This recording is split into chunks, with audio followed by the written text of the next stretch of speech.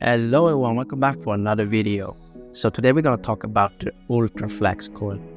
It's a coil which in my opinion is a must-have coil. You know, whenever you're going to buy a new scanner, there's a lot of coils available. You want to choose this, let go of that because of the budget and so on. But if there are two coils which you should have, it's the UltraFlex. It comes in two sizes, large one and a small one. After I use it, just get more and more comfortable with that, get good results, easy to use, it's very flexible. So in my mind I had thought about Unilateral Hip. Which one is the best? How can we combine this? How can we use this as the best way to get good results? So I'm going to do 3 tests today. We're going to go from this to this to this, and we're going to combine different coils to see which one provides the best images when it comes to Unilateral Hip. Stick around and I will show you.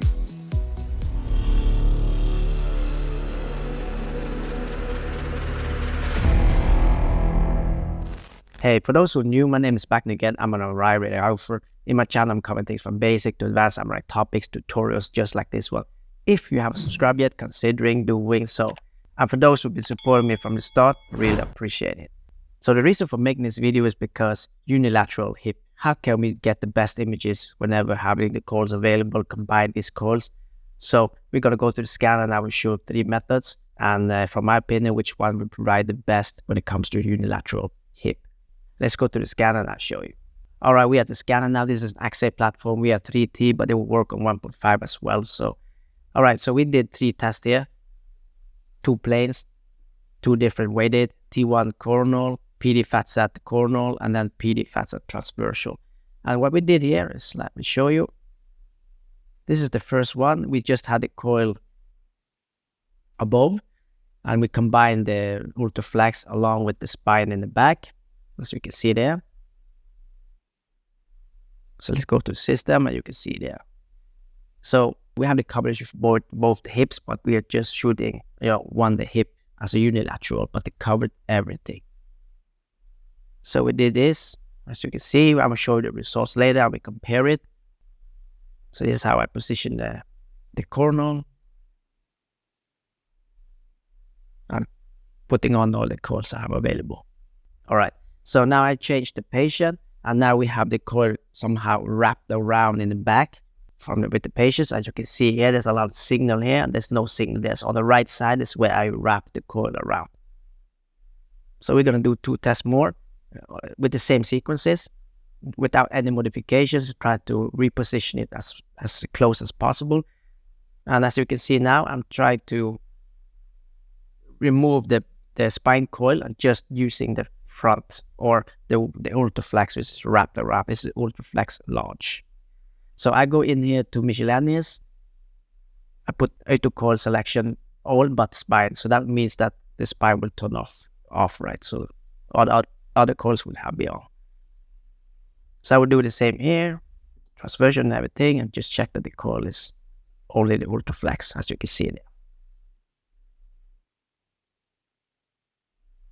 And then double check here that is okay. So you can see the spine coil is off. So we're going to do another test. In this test, as you can see, it's still wrapped around, but I'm going to combine the UltraFlex with the spine coils just to see if we get better images, better signal. So I'm just writing here the coil under wrap plus spine. All right, so let's open this one. And now we're going to turn to coil selection. You can see that all the coils are coming on now, the spine and the UltraFlex. We're going to do this on all the 3 sequences.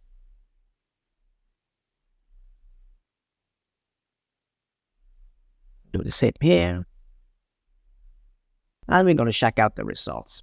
So the results are like this. You can see it, UltraFlex launch just placed above the T1. It's not that bad, right? You can see it's not that bad images. And here is only the UltraFlex wrapped.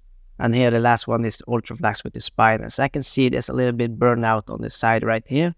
Probably because of the combination of all the coils, but nonetheless, let's check further. So T1 is a little bit difficult to see if there are any signal lost or any inhomogeneities. Let's go for the fat set. That's why I wanted to try out the fat set. So this is the fat set. UltraFlex plus spine covering everything, but we are only going for one hip, right? It's not that bad, but if you have the UltraFlex wrapped around, for me, it seems like there's more signal here, less SNR loss, also here, also here. So if you zoom in, you can see there's a little bit better in the middle here. And if you combine the UltraFlex with the spine, you can see there's a burnout, as like we saw in the T1, and it's not that great. Okay, so let's go for the last one, the transversal. Here, it's okay. It's not that bad. So it's okay signal right here. But if you look at the UltraFlex wrapped around, for me, it seems much better. It's much more signal. But here is very bad. You get the burnout because of the combination of the coil in the back, the spine. So if you ask me, I will maybe choose the one in the middle. But remember, using the coil like this takes a little bit more time. You have to wrap around, ask the patient to lift up the butt so you can wrap around. But if you can somehow just put the coil on the top, it's much faster. But if you ask me, I think I would choose, if unilateral, only one hip, I would choose this one in the middle. Because I feel like I have more signal, I have more ways to do the further tuning on the sequences. Well, that's it, guys. I hope you find this video interesting. Nonetheless, I do have a question for you before we close up. How do you do unilateral hip? What kind of coils do you use? Please let me know in the comment section down below. If you like this video, don't forget to push the like button, hit the subscribe, hit the notification bell so you get a ding ding whenever new videos are coming up. I will catch up with you in the next video. Take care. Peace out.